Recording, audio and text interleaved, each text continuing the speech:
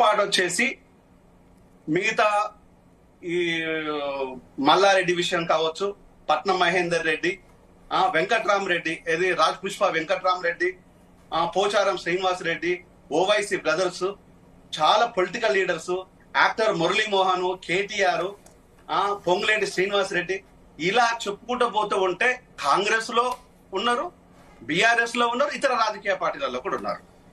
అంటే వీళ్ళను కూల్చిన తర్వాత పేదలకి కూల్స్తారా, లేకపోతే పేదలకి కూల్చిన తర్వాత వాళ్ళకి కూల్స్తారా? ఇదొకటి. ఈ అంశాలకు కూడా రెండు ప్రభుత్వాలు, గత ప్రభుత్వం దగ్గర ఈ ప్రభుత్వం దగ్గర అంశలేదు, అది పక్కన పెట్టేద్దాం.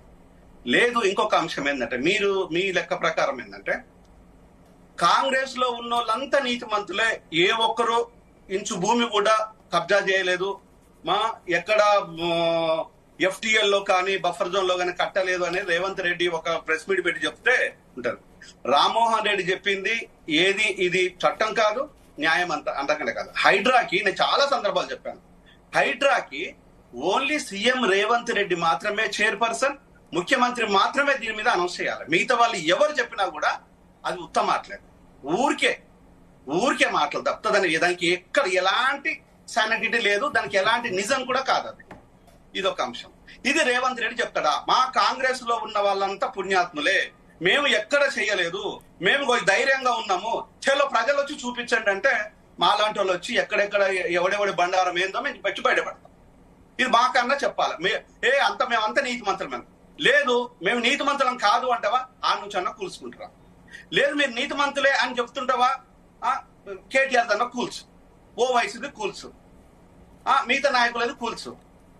లేదు అనుకుంటే మన అనురాగ్ యూనివర్సిటీ ఉన్నాడు కదా, వాట్ ఈస్ పల్లా రాజశేఖరరెడ్డిది, అతనిది కూల్చు. ఇవన్నీ చాలా క్లియర్ కనిపిస్తున్నాయి కదా. అంటే ఇవి ఏమీ లేదు. ఇప్పుడు కావాల్సింది ఏంటంటే సుందరీకరణ పేరుతో అందామా, లేదు అనుకుంటే దాన్ని బెటర్మెంట్ ఎన్విరాన్మెంట్ అందామా, మూసీని మనము ప్రక్షాళన అందామా, లేకపోతే మన ప్రతిభను చూపిద్దామా అన్న విషయం పక్కన పెట్టేస్తే దీన్ని చేద్దాం అనుకుందాం. ఓకే, బాగానే ఉంది. 15,000 ఇండ్లు అని రేవంత్ రెడ్డి ఒక భయంకరమైన అబద్ధం చెప్పిండు.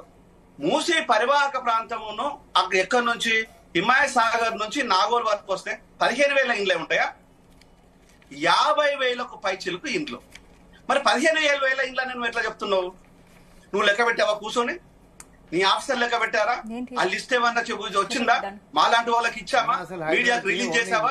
మేము పోయి 15,000 ఇండ్లే ఉంటాయంటే అంటే ఒక నిమిషం, ఇవన్నా ఒక డ్రామా. ఏంటంటే ఒక దుర్మార్గాన్ని అనేక సందర్భాల లోపల ప్రజెంట్ చేసే విధానం లోపల ఇది ప్రజా ప్రభుత్వం. గత ప్రభుత్వము బంగారు తెలంగాణ, బంగారం లేదు, ఏమీ లేదు, అందరిని దోసుక తిన్నారు, బంగారం ఎక్కడ. ఇప్పుడు ప్రజా తెలంగాణ ఏంటంటే ఒక్క నిమిషం స్పందన, 1 మినిట్ ప్లీజ్.